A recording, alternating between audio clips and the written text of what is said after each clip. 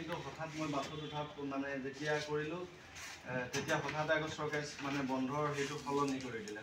কৰি দিয়াতে মই ভাবিলোঁ মোৰ ষ্টুডেণ্টখিনিক যদি নাপাওঁ মোৰ মনটো বহুত বেছি বেয়া লাগিব।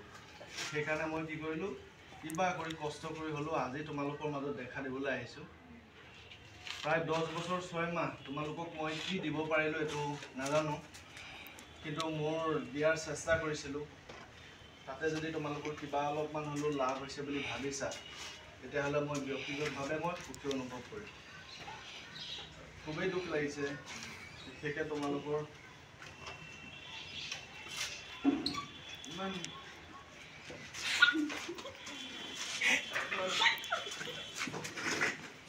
বছৰ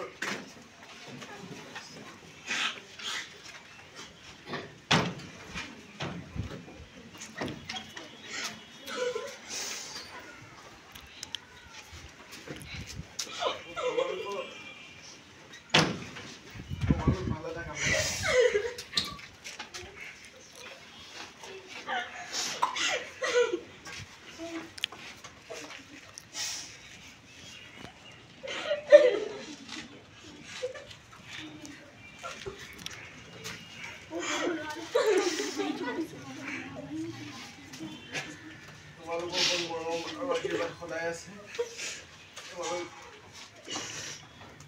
মোৰ মনৰ পৰা যিমানখিনি আশীৰ্বাদ তোমালোকক দিব পাৰোঁ চব দিছোঁ। তোমালোক পঢ়া শুনা আদায় কৰিছোঁ, প্ৰতিজনী ভাল মানুহ হয়।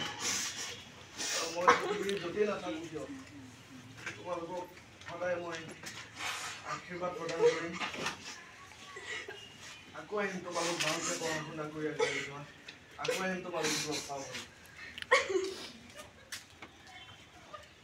সকলো ভালে থাকে। Don't please.